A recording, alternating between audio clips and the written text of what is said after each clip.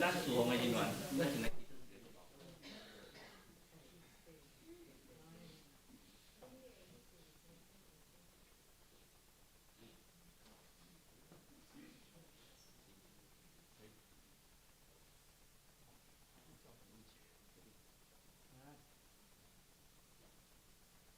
主必的悲，疼痛世间人的上帝，主阮特别伫你面前感谢你，因为你的疼，所以阮搁一摆到伫你面前来服侍你。他愿你就对头到尾来引带祝福，特别也将你的祝福来赏赐是阮大家，互阮每一个人搁一摆得到上帝的疼，伫人的面前。得到主的祝福，主阮深深将这事来交托你，特别早起阮伫遮要服侍来敬拜，阮也感谢有服侍伫遮来服侍你的，愿主你一个一个来保守，互这个疼痛得到应允来祝福的，一个一个甲面相甲支点。当阮特别这个时阵恳求上帝。手术的祝福，伫遮来进行，也伫即个，互阮伫遮服侍敬拜，通得到主你的祝福，对头到尾得到上帝恩来祝福伫众人的中间。那若不将即件事交托你，由你就对头到尾引带来祝福阮，阮将即个安尼甲毋甲祈祷，靠主耶稣基督的名。阿门。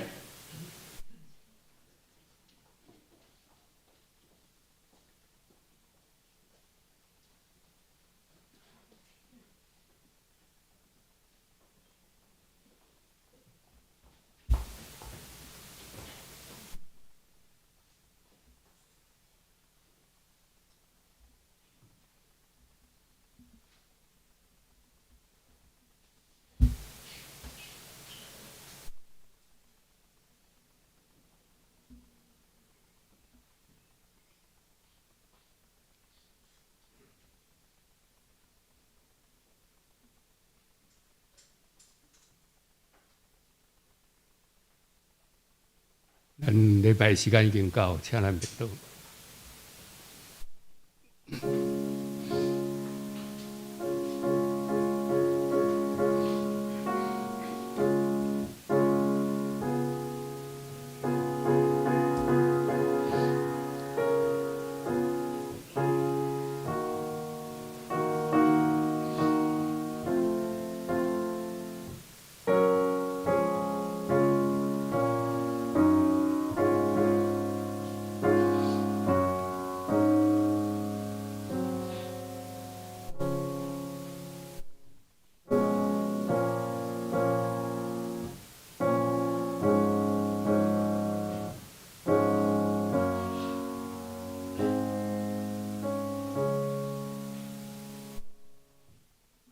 伫主的名来王，应该得到懊恼；伫天理和平，伫至高的为荣光。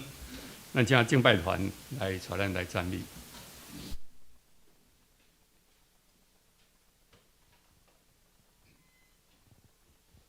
让我们一同站立起来，来赞美我们的神。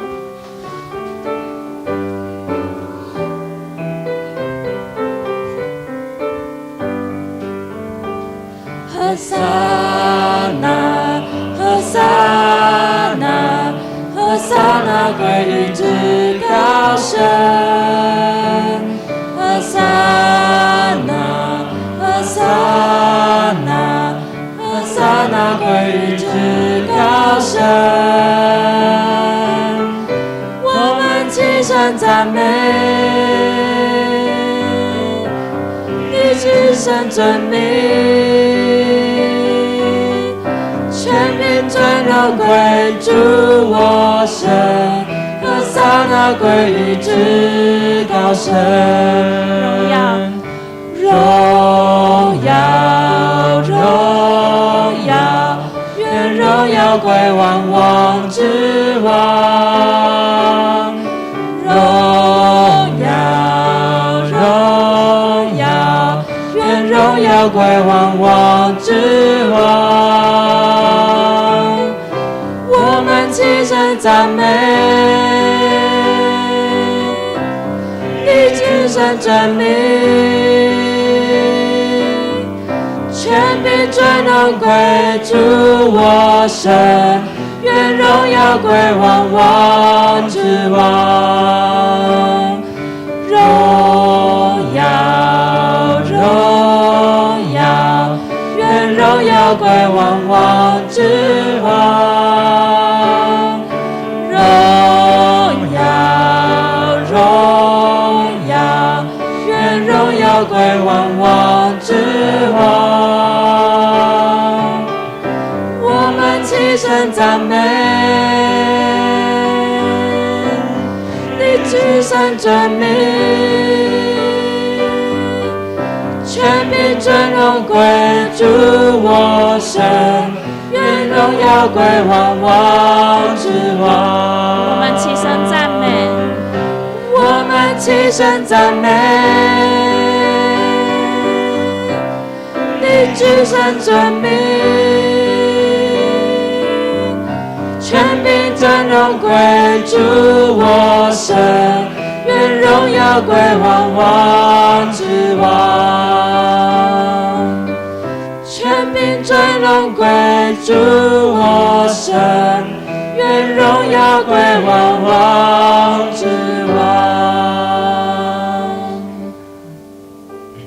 在约翰一书说道，不是我们爱神，乃是神爱我们，差他的儿子为我们罪做了赎回祭，这就是爱了。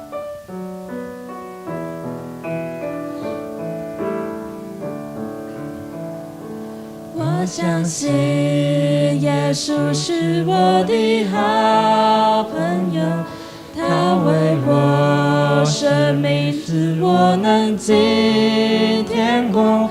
我相信天父是我的阿爸父，他好疼爱我，他以慈爱安慰我。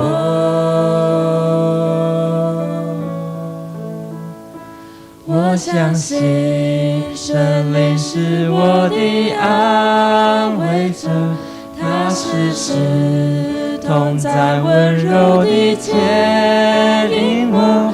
我相信生命充满美好计划，一生敬拜你，活出最美的旨意。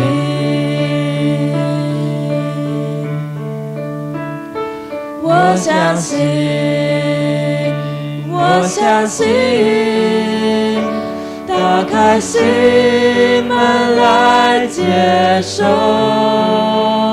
选择这上好的福分不回头。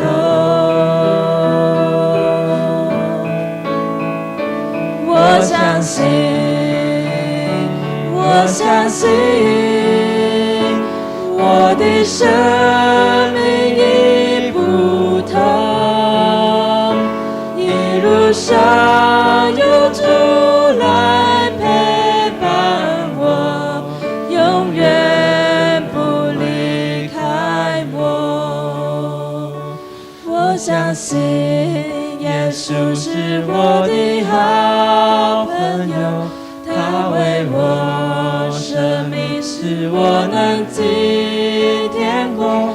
我相信天父是我的阿爸父，他好疼爱我，他以慈爱安慰我。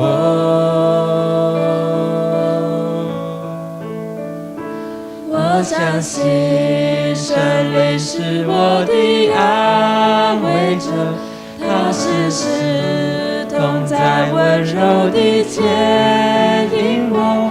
我相信生命充满美好计划，生敬拜你，活出最美的旨意。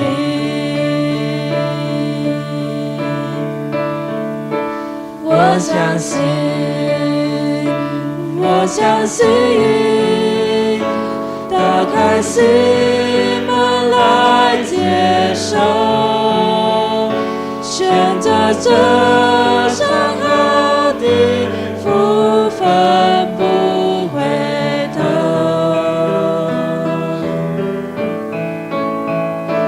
我相信，我相信，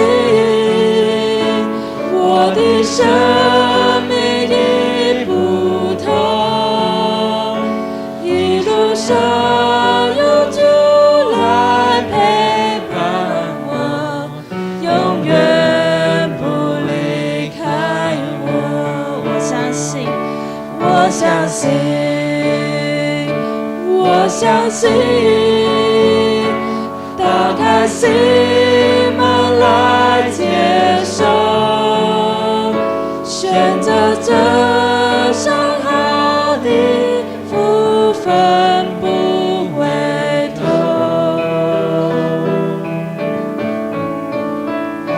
我相信，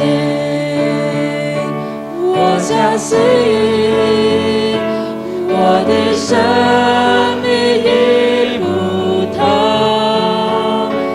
一路上有主来陪伴我，永远不离开我。我相信，我相信，我相信天父是阿爸父，他看我为宝贵。我相信，我相信，最爱我的就是阿爸父，他看我为宝贵。让我们持续站立。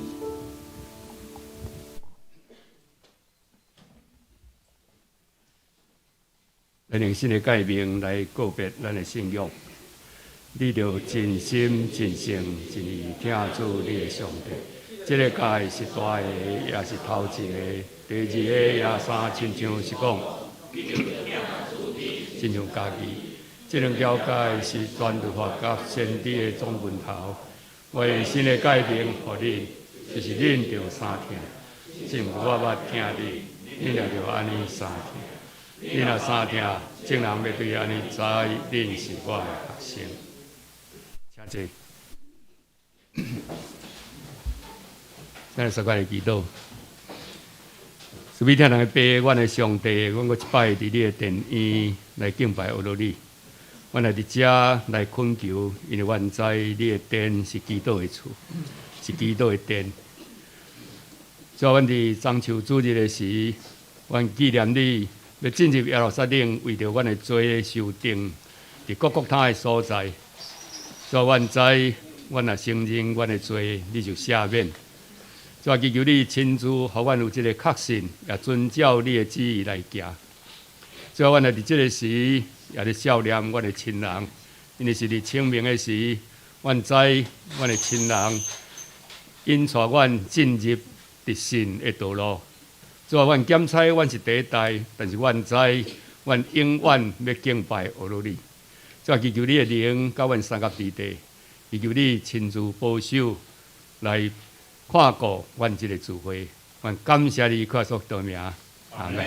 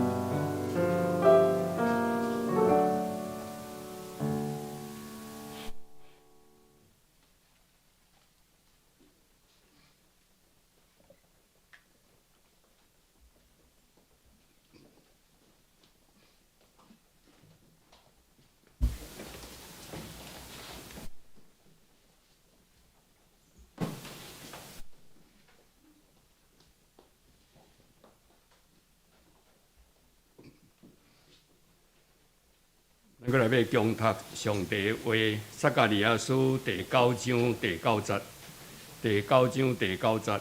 细汉的查某囝就大沉欢喜，耶路撒冷的查某囝就出欢喜的声，看你的王来就近你，伊是公义，搁行拯救，温柔，搁骑驴仔，甲驴仔所生的驴仔囝。咱过来请蔡长老来正道。你们这平安，请告诉你隔壁讲平安，上帝祝福你。请大家来祈祷。我真感谢你，我伫年假的时阵，又来当组织伫遮。特别今日是一个真有纪念的日子，是主你骑驴仔进入耶路撒冷。当百姓烦恼的时阵，你的宝座伫十字架顶。我哋这礼拜中间要过着受难周，我哋这礼拜中间也要庆祝儿童节，我这礼拜中间也要孝念着我哋先祖，纪念着清明节。主，感谢你，主求你特别照顾遐个离开台北要转因厝，不管要休困、扫墓、做任何事，主求你照顾因一路平安。主求你也看顾伫腰长了。在伫恢复的过程中间，得到上帝的祝福，完全得到康复。所以，我们相信，干预在我们中间，让我们每一个人都能够领受圣灵的充满。那圣灵降我们的中间，让我们每一个人讲的、听的都蒙主灵的喜悦。我们这样祷告，奉主耶稣的名求，阿门。现在拜多年假5日，5日不简单的吼。那对一个公务人员来讲吼，当休5日，顶面过年时休10日，等到休袂啊，因为过来开始补上班，补得好痛苦。但这是5天吼，用我来讲，我感觉真欢喜的，是安怎？拄啊受难周。本来受难周对我来讲，上班就一个真大的挑战，上班就是一个很大的挑战。因为受难周我们要沉静下来，我们思考，我们要陪伴主耶稣一起受难。他本来想说，如果上班的话会很嘈杂，刚好5天我们可以静下心来，陪主一起受难。今天我们那个敬拜赞美团带我们唱的2首歌，都让我很感动。何善那，何善那，何善那归于万王之王。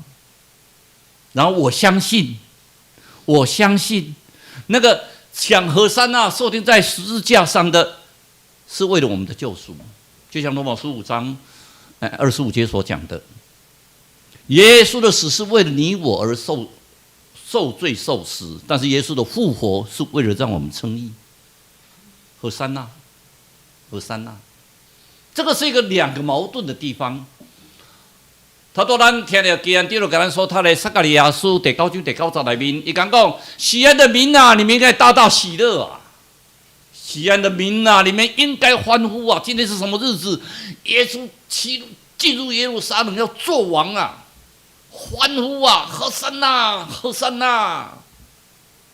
一个王来了，我们现在明年又要选总统了啊！大家都王啊！我要选总统啊！我要做王啊！可是同样一批人哦，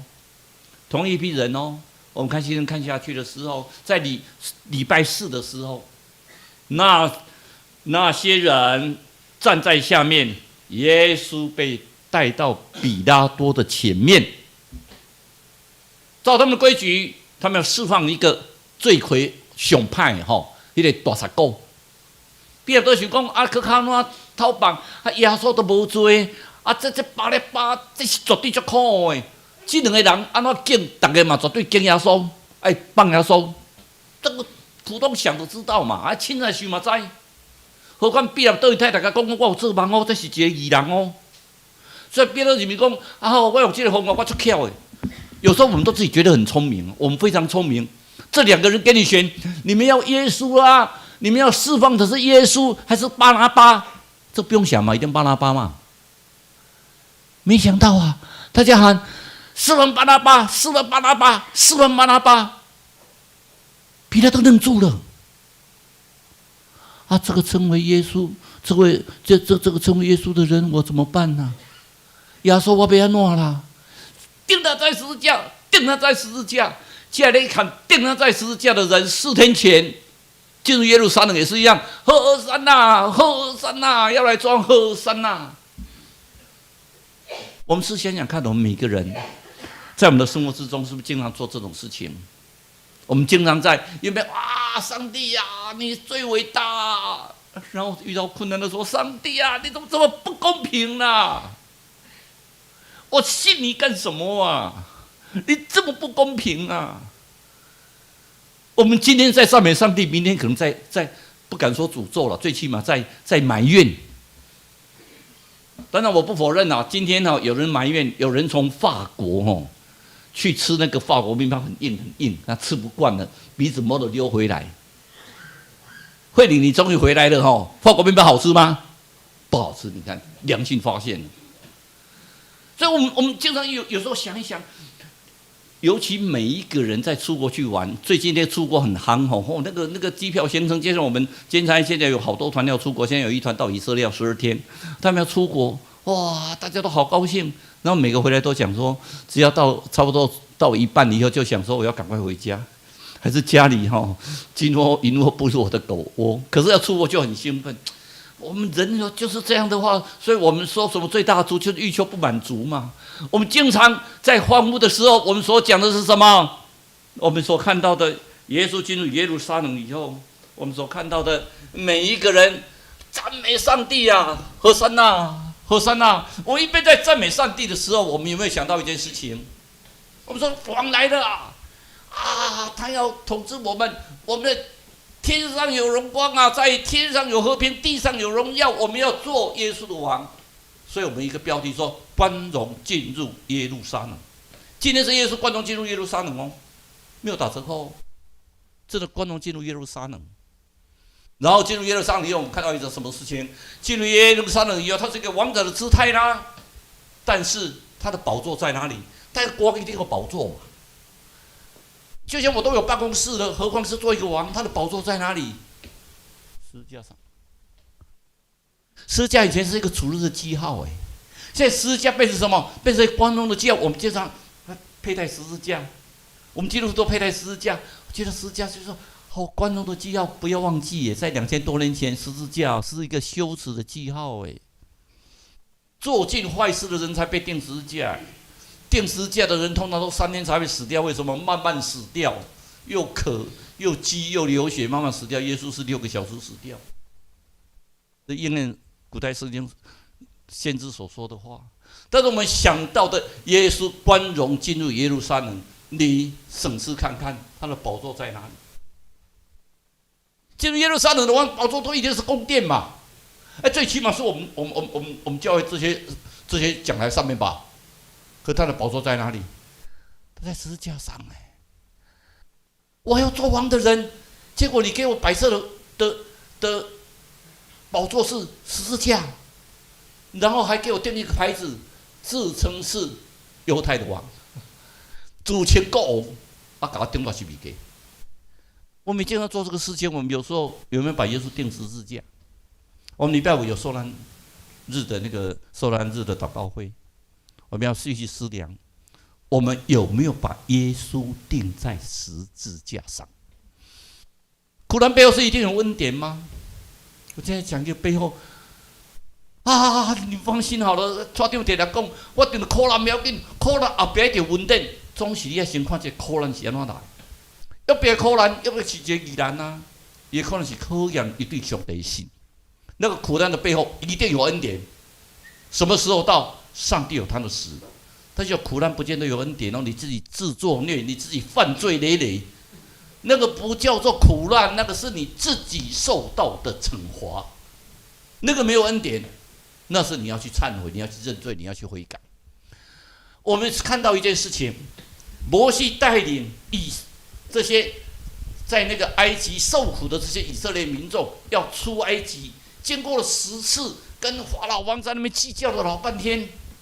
那法老终于准他出国，他们出去的时候，哇，一大堆人浩荡荡，各位可想而知啊。我们一家人敢若4、5个人，若要出去旅行看一堆物件你想想看，那是离家呢，一堆人整个要搬迁，那个东西哦，还被弹雕，这种弹雕这边要走，这边要走，那个是好复杂的行为，所以他们走了，走，哎，前面红海怎么办？红海啊，他们坐是不是要造船，坐竹筏，慢慢划过去？然后一看，埃及的追兵来了，埃及法老王后悔了啦，把他们抓回来。后面有追兵，前面有红海，那等于来讲，就无补贴无路。你们有没有遇到这个情形？你们的苦难，你们的苦读，你们的老我，你们很多的事情束缚着你们。你说上帝啊，我怎么这么累？我怎么这么多痛苦？为什么加在我身上啊？上帝，你不是说你是我的救世主吗？你只是我的救世主，你怎么每一次前面这么多的困难？你看看红海啊，你叫我可以按你们多细修。上帝呀，你在哪里？这个话是我们经常在讲。上帝呀，你在哪里呀？上帝呀，你在哪里呀？红海呀！结果，上帝凭着信跟摩西讲，把你快支到海中，海就分开了。这告诉我们一件事情：我们的尽头是什么？是神的开始。当你走投无路的时候，不要忘记。上帝那时候才开始。你说上帝谢什么？我刚开始的时候，我考试的时候我不念书，我就看一下，我就可以得到100分，我就可以考上台大。上帝想说台大对你不好，我觉得你应该去南部找一些大学，因为以后我要磨练你。就像我是在成大教书，我研究所也是念成大，我都鼓励人家去念成大。人家你不要后悔啊！最起码台南小吃好多，小毛那个牛肉汤，我伫台北口拢找到找无，迄个牛肉汤奇怪台南，我好食，但安怎找都找无，可能新鲜的问题。但相对的，我们每个人的尽头，我们刚开始的时候就要跟上帝祈求啊。今天突然发现你身体不舒服，你有问题，你要跟上帝祈求。那上帝祈求说，我祈求上帝，上帝好像都不理我嘞，都没有答应我。等你信心够的时候，你就到了。所以人的尽头是神的开始啊！所以摩西指向红海的时候，上帝就替他们开一条路啊。当到那个尽头，当上帝看到你到尽头，你对他还有信心。摩西说：“没关系，上帝是我的保护者。”一堆人呢，埃及兵在那边呢，埃及兵在那边呢。所以你看到的时候，你们会不会怕？会呀。可是你要信心，上帝说保护着摩西一直还分开了，所以你们要相信呢。你们遇到苦难，你们要想想看，是我做错了吗？如果你要犯罪的话，你要悔改啊，认罪悔改；如果没有的话，你要相信上帝。上帝给你的苦难，给你的责难，一定能够帮你解决你的苦难。所以你要信心祷告。现在在座的每一个，我们这种，你说像我们这种年纪的人，可能我不晓得在世上日子还有多久。可是你们年轻人，你们真的要记住，遇到任何的苦难，就是祷告，就是交托。等你觉得说你无望的时候，你还有信心，上帝自然就帮你开道路。你一定不要忘记，我们经常做一件事情是什么？我们有的人是到了尽头啊，没办法了。然后说才开始，上帝啊，我没办法了。有时候上帝要救你都来不及呢，你自己已经传进去了。所以咱们袂记真呢，那是大声的祈祷，不是讲啊我已经拢无法度啊，我再来祈祷，随时的祷告。各位人是安怎呢？袂前要就放弃啊，啊，无救啊啦，无救啊啦，祈祷啊，祈祷无效啦，啊，祷告没有用啦，啊，上帝不会管我啦，啊，这个啊，放弃了。我们永远不放弃。你看那个尼克，五短尼克，人家都不放弃了，你还凭什么去放弃？第二个，我们在讲君王跟坟墓，想想很好玩呢。今天要去做王的人，等待他的是什么？是十字架的坟墓呢。坟墓，清明节我们都去那个扫墓啊。所以现在如果各位想去享受停车场的滋味的话，请你上高速公路。听说高速公路从台北要开到台中，听说好像是好几个小时啊。有一个回台南告诉我说，他开了9个小时才开到台南。所以，如果你选那个比较热门的时段，那种上去，尤其那个雪隧如果到宜兰的雪隧，你就上去。我曾经到雪隧去那个，我上次宜兰监狱嘛，光上雪隧2个小时才到雪隧。现在你们可以享受那种一边开车一边停车的滋味。我在想说，选那个最热门的时段，尤其那5天的连假，尤其现在又碰到儿童节，又碰到清明扫墓节，你可以享受在高速公路当停车场的滋味。但是记得要带塑胶袋，否则你可能到时候没办法。相对的，君王啊，我们的今天圣经告诉我们，西安的民啊，你们大大喜乐啊！为什么耶路撒冷的人民啊，你们当欢呼啊！你们的王已经来到了啦。他做什么？施行拯救。有没有施行拯救？有啊，只是我们不了解啊。我说这个施行拯救的怎么会被钉在十字架上呢？那只是一个过程，因为钉在十字架是要赎我们的罪。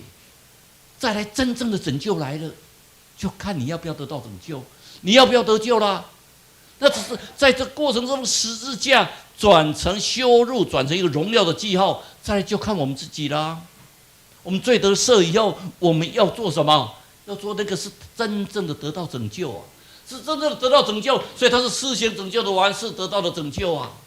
所以出埃及记里面耶和华说：“我的百姓在我困苦的时候。”我看见了，我听见他们哀声啊，所以我要带他们到哪里？到迦南地耶。上帝会给我们在座的每一个人，你要对自己有信心。上帝会带你们到迦南地，上帝会带你们到祝福之地，上帝会祝福给你们。请你跟隔壁的讲，上帝会祝福你，上帝会祝福你。你要出于心里面跟人家祝福，今天的祝福永远有效，直到你得救上天堂的那一天。不要小看我们的祝福。你说好像我今天只是来验护一下，完礼拜天啊，蔡长老说叫我祝福你啊，我就跟你隔壁祝福你，真为我祝福你。明年看能不能生个双胞胎啊？这个是我婆婆最大的希望，没生个双胞。我们的祝福啊，上帝真的都在听，有在看，这就是看我们的祝福哎。就像我们今天去法国当台劳的。你相信上帝会祝福星辰，一定祝福星辰，帮他祷告，上帝一定祝福他。这我们在瑞典的人想，帮他祷告，上帝一定祝福他。我们不是追求他是功名利禄啊，可是我们上帝会照顾他一辈子的平顺，在主的道路上得到主的恩典。所以我们看到当初在那个姚长老现在在康复中啊，姚长老在康复手术完啊，现在在康复中哈。那姚长老当时就问一个问题说：上帝不公平嘛？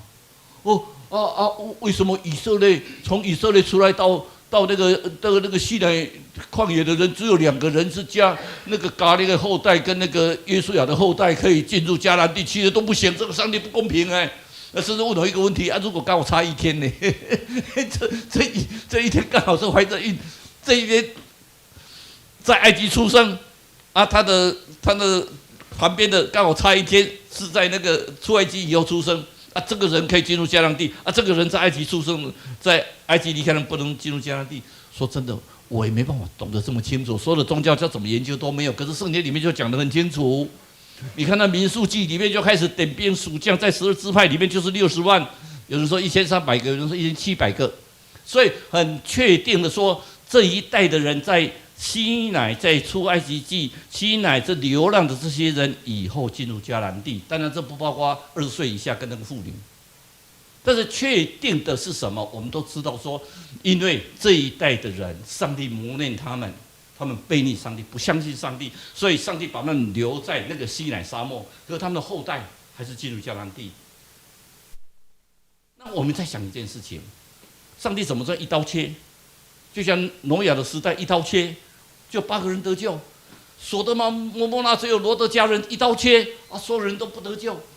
但相信上帝有他的旨意在，我们有一天面对上帝的时候，我们去问他们。所以上帝对这些新生的一代，他给他们进入迦南地。那我们是不是新生的一代？不要忘记了，我们就新生的一代呀。你难道你是老的一代吗？你是2000年前就信主了吗？你是在那个希律时代你就诞生了没有？我们都是新生的一代，我们都可以进入迦南地，只要我们信。只有我们信，我们可以进入迦南地。那么，所以谁进入迦南地？除了那个新生的一代，就是我们呢。在座的每一个都会进入迦南地，只要你信，你照他的话遵行，信主的话，照神的话去走的人，神会走他们平安的道路。就像昨天那个刚好黄老师那个纪念日啊，他有请我去讲，其实好多次了，但是一直都没有碰到。昨天其实我非常感动那个黄牧师长老，那个新生教团，所以昨天就请我去讲道，啊，我也答应他，很早就讲好了。啊，我的感觉是12点开始他们要礼拜嘛，所以我大概11点出发就够，所以我跟我太太说11点出发就够。结果10点13分，黄美珍长老打电话来，抓丢了啊！10点开始呢，啊你人呢？哇，10点无，奇怪了。我其实就讲，因为我所有现场拢迄个秘书的安排吼，啊，伊普通礼拜六有时候都经常我代表监察院去，有时候什么社团在聚餐啊，在开会啊，他们都10点开会啊，12点才吃饭，所以10点去你就讲2个话，吃3道菜我就回来了，时间很省。所以我以为是12点才开始，我一听到就赶快叫计程车就跳上去，之后才发现啊完了，因为我们家有个特色。我不是讲我太太的坏话，我太太请你谅解一下。我太太如果说要拿钱的话，她会将我的皮包，没有讲把我的钱全部都拿走，因为她昨天去看病，所以会把皮包的钱都拿走。我讲啊完蛋了，我昨天太太去看病，我赶快说，看我的皮包里面，万一没有钱的话，我大概西装脱下来给她先典当好了。还好给我留1000块，我太太算有良心呢。还给我留了1000块可以坐计程车，否则的话，因为我本来55688有绑约，结果换手机以后那个绑约就不见了。感谢主，还是主对我他美好之意。我一冲到那个以前的第一饭店，现在是旭香园。他们因为看到我没有来，他们本来要讲道以后才开始做那个整个的会员大会，结果他们就先开会员大会。昨天王美珍长老就传给我说蔡长老你来我们都好感动，而且昨天是上帝的安排，因为我们先开完会以后，再专心听讲道，因为有1个小时可以专心听讲大家的收获都很多。如果我听讲道完又再开会，又觉得有点冷掉。上帝的旨意跟他们的安排不一样，可是上帝有他的旨意在，他的旨意其实是我的借口是我自己搞错时间的。但相对的，我到那边的时候，我看那个时间全部都安排得很好。谁进入迦南地？各位有信心，我们都会进入迦南地。你有没有信心？有信心，我们都会进入迦南地。有信心，我们都会进入迦南地。上帝给我们最好的，我一直相信上帝会给我们最好的。虽然我们有很多的苦难，有很多的不如意，有很多的事情觉得好繁杂，可上帝一定会给我们最好的。我们所看到的今天是什么？喝山呐，骑着驴要进入迦南，进入那个耶路撒冷当王啊，做王啊，光荣进城可是我们看到是什么？跟随他的是十字架。喝山呐，这边喝山呐，4天以后钉你的膝盖，钉他在十字架，钉他在十字架，同一批人呢。有时候觉得很好玩呢。这批人会不会是我们？我们今天在想在喊和山的，改天是钉十字架。今天我们那个训领在这里，世新足球队那个他们的那个足球队里面，那个风雨数不尽还没过完哦，你不要以为全部过完哦，还没有过完，还要相信上帝。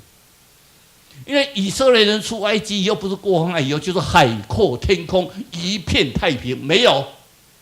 还在那边流浪了40年，可最后的收获是什么？非常美的。进入到迦南地以后，就是一个美的牛奶跟蜜的地方，是非常的美。你没有相信上帝会给你最好的，但是你要相信他一步一步的走，而不是一步到位。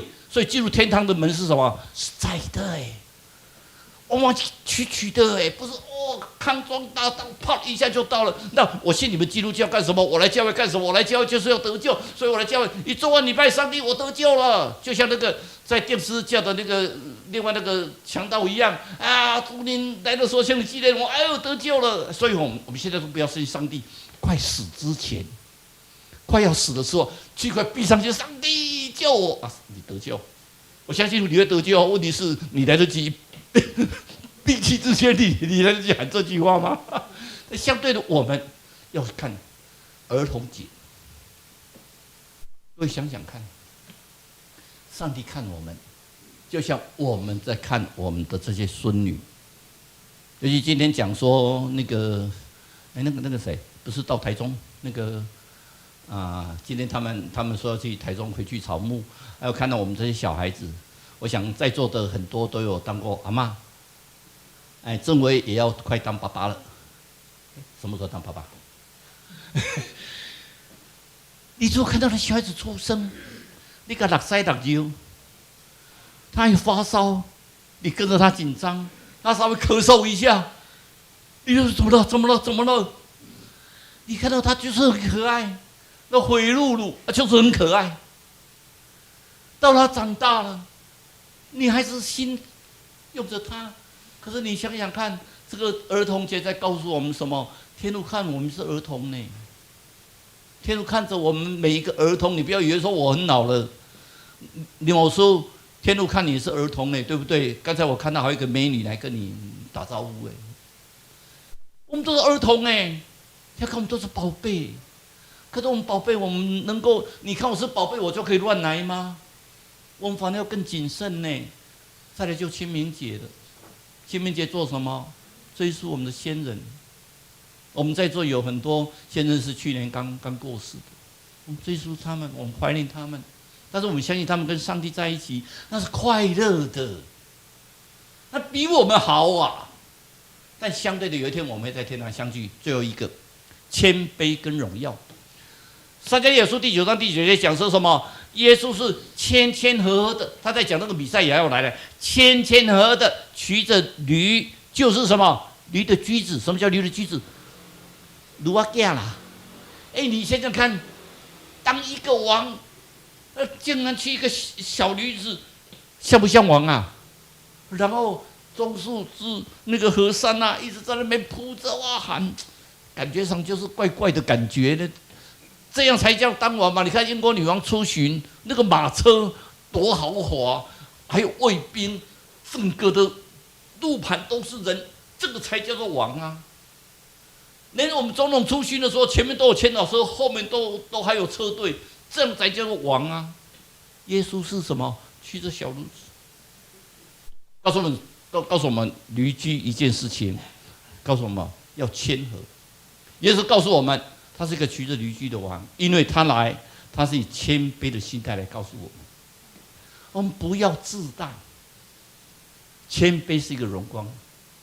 在彼得后书5章5节跟雅各书4章6节告诉我们什么？神主管骄傲的人，赐恩给什么？谦卑的人呐。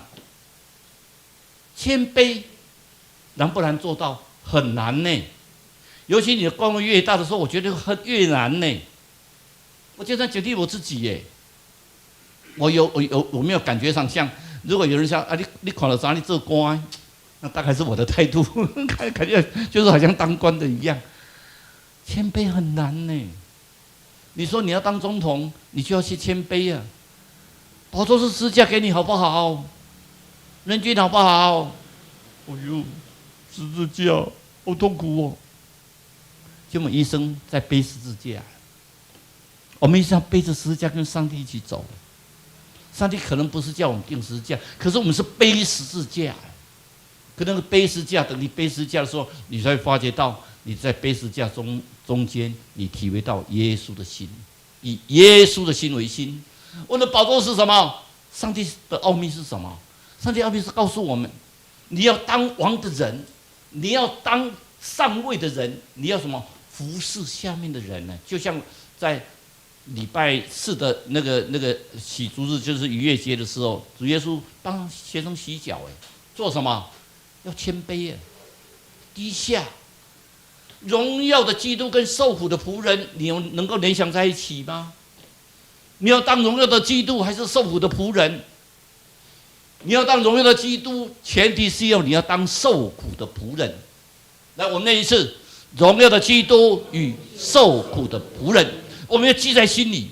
我们要当荣耀的基督，我们要做什么？受苦的仆人。你觉得这有矛盾吗？一点都没有矛盾。因为我们在当受苦的仆人之中，我们能够体会到神的伟大，我们跟神同在一起，那我们会得到荣耀。你将什么摆在第一？我经常听到一句话，说我现在功课很忙，我要把我的学业用好，我要成为一个大企业家。跟我做大企业家以后，我可以奉献很多钱，我就可以做了很多的事工。听起来好像很对哈。可是等你到大企业家以后，你小公司、中公司、大公司、上市啊，每天忙得一塌糊涂。上帝啊，你忘掉了，偶尔欠一些钱，上帝啊，意思一下，我献给你。我们有时候因为我们一直在追求自己的成功，然后反客为主，我们服侍上帝。我再讲一次哦，就像奉献一样，我们的奉献会得到祝福。但是不要因为你要得到祝福而奉献。你觉得这个看起来一样嘛？我再讲一次，我们奉献会得到祝福，这是这圣经的承诺。但是不要因为要得到祝福，说上帝，今天我跟你我奉献1万块，上帝拜托下个月能不能给我生意谈成功赚100万？任何条件跟上帝谈条件的那个都不会得到祝福。你的奉献有目的的不会得到祝福，可是你心甘乐意的奉献会得到祝福。你可以去体验看看，你可以去试验看看，但是不要有条件的奉献。就像你在服侍上帝的时候，你从很小，我们在大学的时候，我们在服侍上帝骑着脚踏车的时候，我们从来没有想到说有一天我们会当长老，会当执事，我们只想说有一天我们可以服侍就好。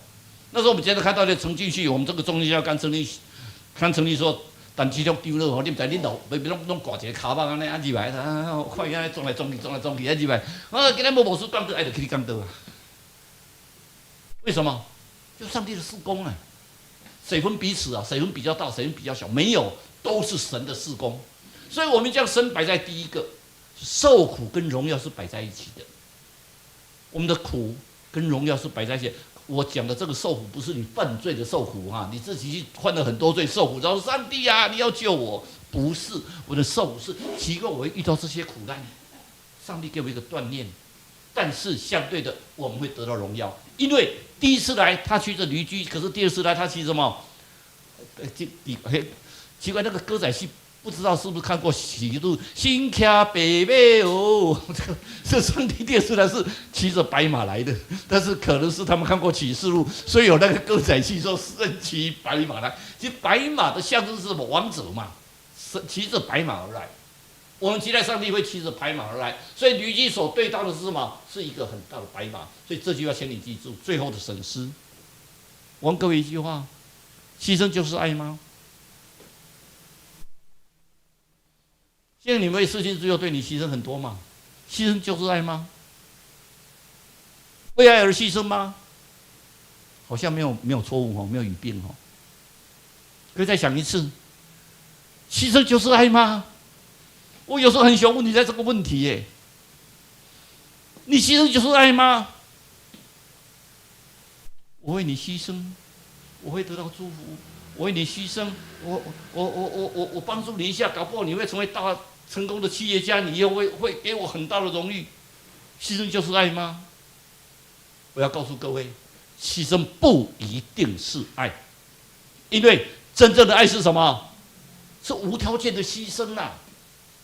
你为你的儿子、你的子女里面，你会跟他讲究说：“爸爸妈妈，今天啊，正为恁老母细汉，你给你下一组啊，讲我给你下一个肉珠啊，你要记住啊，下700肉珠啊，你以后爱我700块。你去算了，看恁老母给你下偌济肉珠啊，看恁老母，你爱回恁老母偌济钱。”我们对小孩子有在计较吗？我们爱他就爱他嘛。今天有人去法国当台老师，心甘情愿的，还是被逼的？心甘情愿嘛，只是法国面包不好吃而已嘛。我们为了子女的福祉，心甘情愿。各位别忘记，上帝为我们的付出，主耶稣为我们的付出，圣灵为我们的付出，也是心甘情愿，没有条件，没有代价，所以牺牲不见得是爱，真正的爱，牺牲是爱的行动。你爱他，你会想去牺牲，那不是条件呢。我今天为了牺牲，我要想得到什么？那个不是真正的条件。有一个，这个是现在发生的，在台中，一个小孩叫安安。如果你们上网的话，不晓得上不看得到，因为这个是在台湾现在发生的事情。小时候出生很可爱，所以医生检查发现到说他有癫痫，非常严重的癫痫跟自闭症。小孩子变成开始在成长的过程中，哎呀，开始发现一大堆的问题了。我当法官30几年，我觉得最难过的是，每次小孩有问题逃跑的都是爸爸。我再讲一次哈，如果爸爸有听到的人，你把这句话记下来，你觉得羞耻。有问题都是妈妈在承担，妈妈照顾这个残障的小孩，爸爸离婚了，赶快走了，溜走了。我不否认有父母甚至溜走交给阿公阿妈，但是绝大部分都是妈妈，就带着这个小孩。这小孩癫痫症一发作的时候会抓东西啊，把他头发全部抓掉，抓的身体都是伤啊。然后抓不到东西，看到他妈妈头发就抓他妈妈的头发，一直抓好多但妈妈撑着头皮这样被抓下来。这个先天性或者先天性疾病的那几乎是没有人要的，只有他妈妈在照顾他。所有的亲戚看到他们都远离了，谁要照顾一个这种残障小孩？又没有前途，又一辈子的负担。爸爸就赶快溜走了，爸爸就不见了，剩下妈妈就带着他。他因为头发经常被抓，所以他把安安的头发理掉，这样就抓不到嘛。他的妈妈也把头发理掉，所以大家都以为那是男的，其实那是女的。他把头发理掉，你为什么理掉头发？这样我看他在抓，把我抓，我被他抓是没关系，很痛。问题是他抓不下来，他会嚎啕大哭，所以我就干脆理光头，让他抓的是我抓我的头也抓不到。那在生产的过程，他有呼吸中止症，现在睡眠到一半，他妈妈经常听到没有呼吸了，赶快把他装上呼吸器。有时候不会自主呼吸耶。要养这种小孩，变成你这个24小时都守在他旁边，一直很紧张。很多人都跟他讲，就像我小时候小儿麻痹，那个脑性麻痹一样，会去练啊，叫妈妈阿姨啊，没好啊啦，没救啊啦。所以我是觉得我是没救的人。21天发烧，把我放弃。但是上帝给我有这个那个脑脑膜炎，所以我的功课从来没有人管，因为我的爸爸妈妈都认为我能够长大就好了。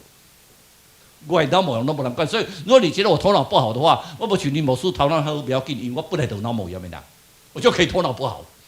但相对的，搞这个囡仔，一变哇没，突然间无喘气，一紧一个是皮啊，了后，随送去病院。送去病院了，医生甲护士拢甲问一个问题：要继续救无？要继续救无？啊，若无救咧，啊，若无救到去啊！一个护士嘛袂使讲伊无疼心啦，甲伊妈妈讲：嘉禾，妈妈，这个救起来你嘛足艰苦的呢。你爱对一世人。干脆卖救啊！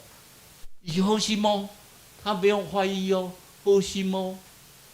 你妈妈在想讲，他活得那么痛苦，见他活得那么痛苦，若上帝的意思要他走，就走好了。他就走上去，安安，全部插着鼻管，眼睛突然稍微睁开，安，你想不想妈妈？就看到安安眼泪一直流下来，眨眼睛，眼泪一直流下来。然后我想救，赶快救！终于把他救起来。救起来以后有没有变好？没有啊，仍然是癫痫症，仍然是脑性麻痹，但是慢慢在长大。妈妈把工作辞掉，家父在帮助着他，家庭服务中在家父中心在帮助着他，慢慢，他也没办法去学校念书，就在家自学，慢慢妈妈教他。那个记者在访问他，是最近的访问他的时候，他拿出一本画册，他画的图，那种画册以后，他画了一幅画。我们现在教会因为有一个美术老师在哈，所以我们教会现在对画很风险哦。这个美术老师很好，以后你们就知道他是谁，某个长老的太太哦。美术老师在那画，然后他就画了一本画，那上面你看默写的什么？妈妈什么？真辛苦。这么小孩子慢慢体会到，妈妈真辛苦，妈妈你好美丽哦。虽然你是没有头发，可是我觉得你好美丽哦，妈妈，我好爱我的家人。我们说想一想，上帝给我们的恩典是什么？我们要记住这句话：真正的爱是无条件的牺牲。光荣入城的君王，他的宝座是十字架，为了什么？你我的救赎。我们一起来祷告。今天我们感谢你，在众主主日的时候，我们每一个人抱着虔诚的心到你的面前，我们要谦卑在你的面前。你是光荣的君王，你的宝座是十字架。我们有一天你骑着白马来的时候，我们是得救的这一边。感谢主，让我们每个人在你的面前都蒙恩得救。我们这样祷告，奉主耶稣的名求，阿门。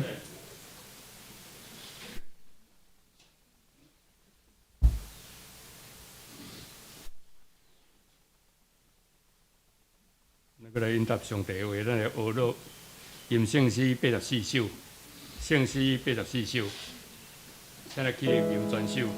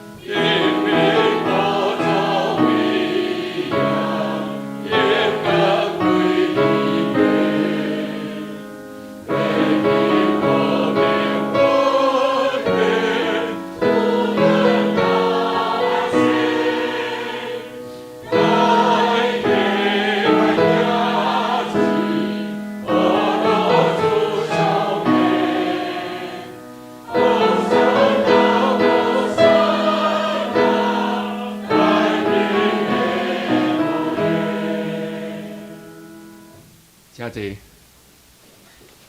咱平安心来奉献。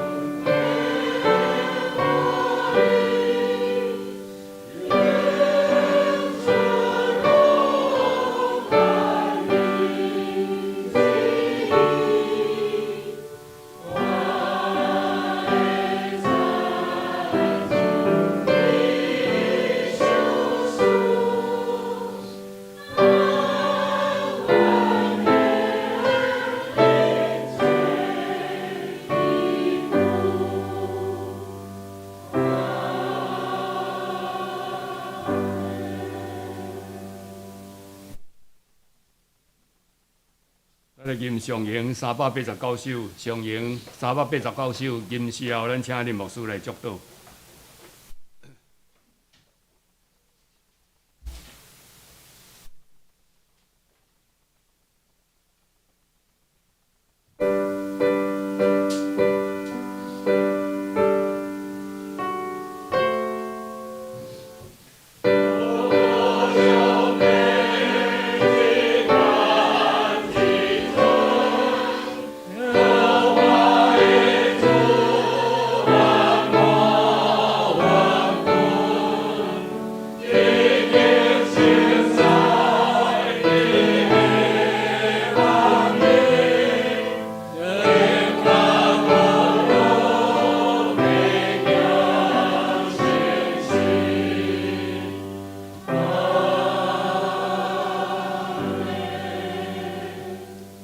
愿主耶稣基督的恩惠、天父上帝疼痛，以及圣神的相通，时时刻刻甲来家三个地地，得到永远得到主的祝福，对即时起，直到永世代无尽。阿门。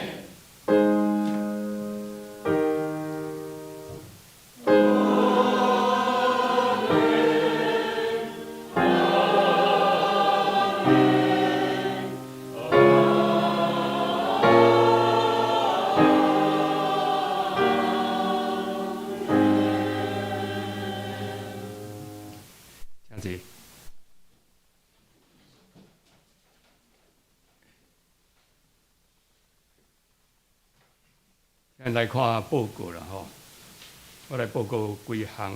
今仔日是总会大众传播中心的奉献主日，请为着这来关心。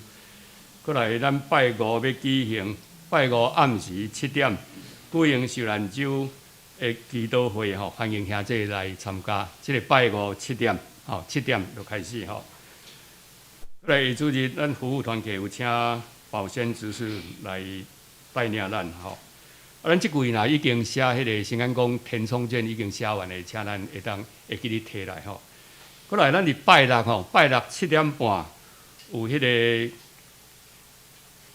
有一个吼，迄个指挥老师要来遮教啦吼，教这咱的报告内底无写吼，指挥老师要来遮教花生华以及合唱的迄个技巧吼，那会当较侪人来参加吼。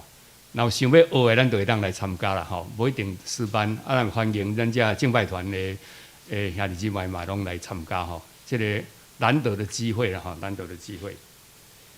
啊，过来收支，咱较家己来看啦吼。过来，咱要来看这个咱这个拜的读经啦吼。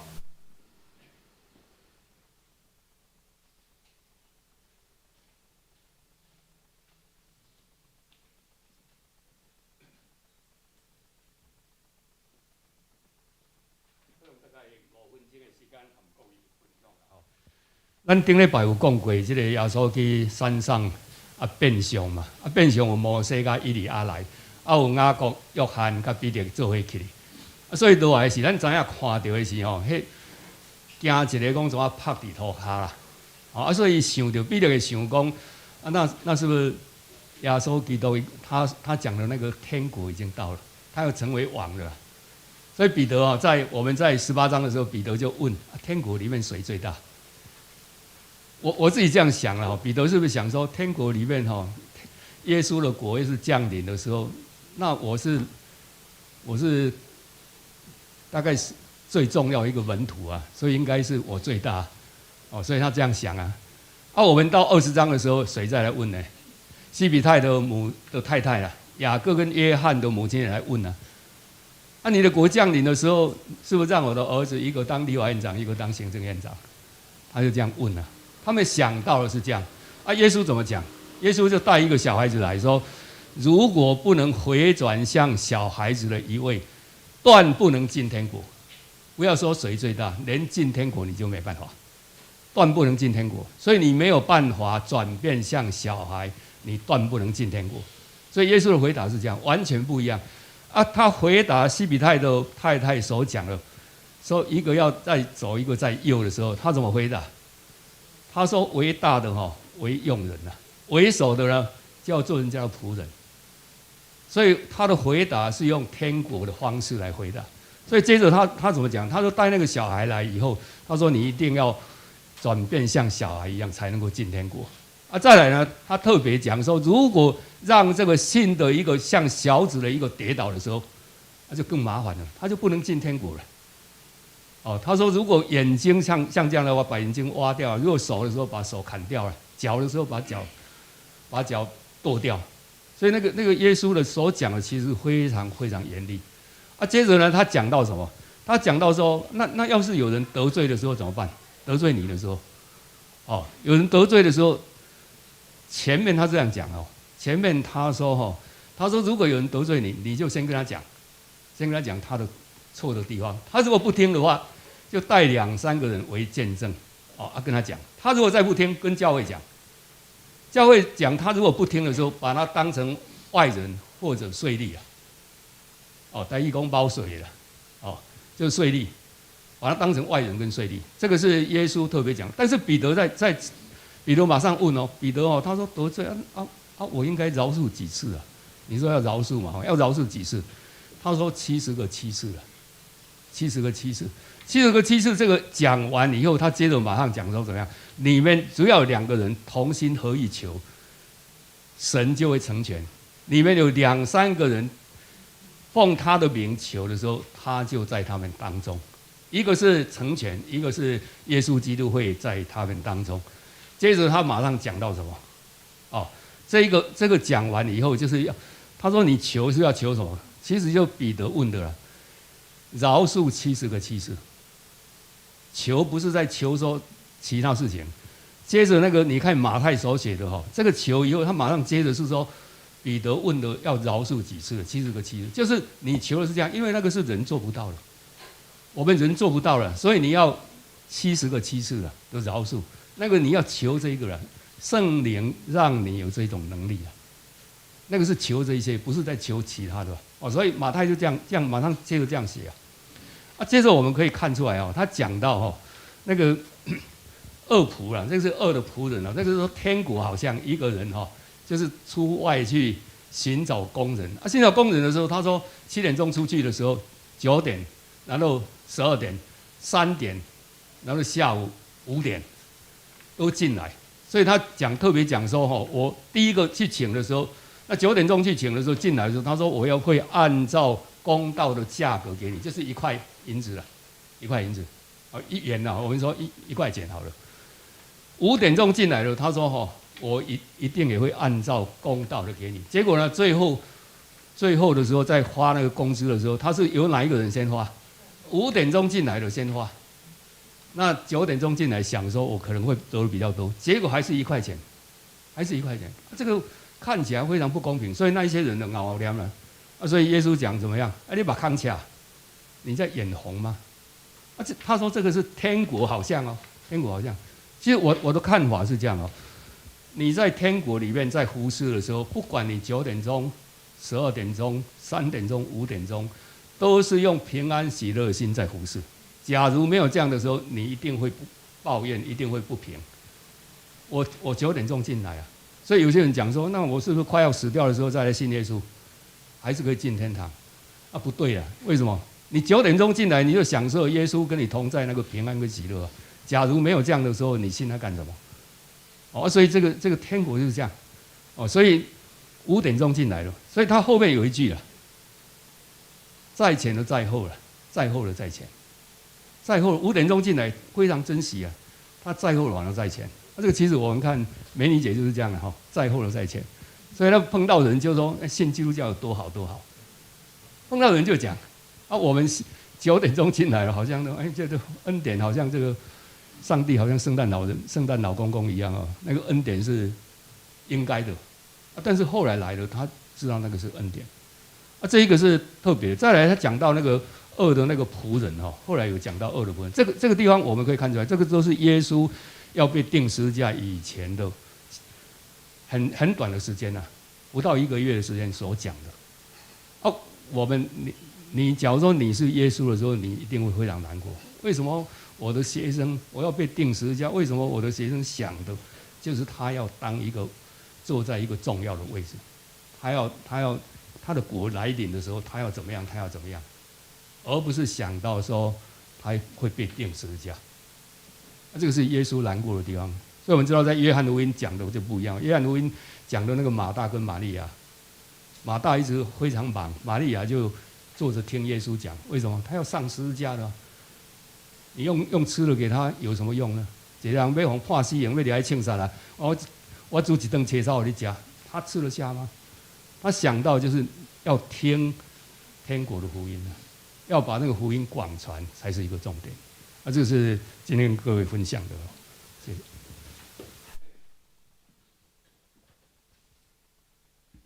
请诗班来唱祝福歌好。